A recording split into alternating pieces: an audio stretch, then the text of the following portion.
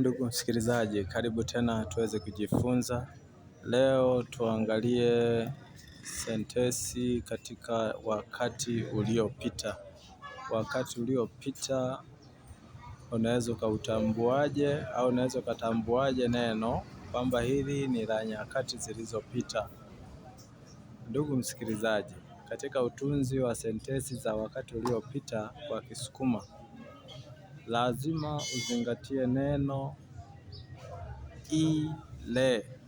Hili neno ni muhimu sana, lazima liwepo. Ile ndio neno muhimu na ndio kiunganishi maalum cha wakati uliopita.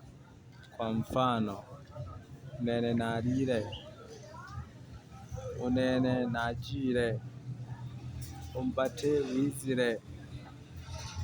Yaani hii inakuwepo ile inawakilisha kwamba ni wakati uliopita. Subscribe na like hapo pamoja na comment neno ambalo unaliona kwamba inakutatiza, tuweze kuliangalia kwamba ni katika wakati upi.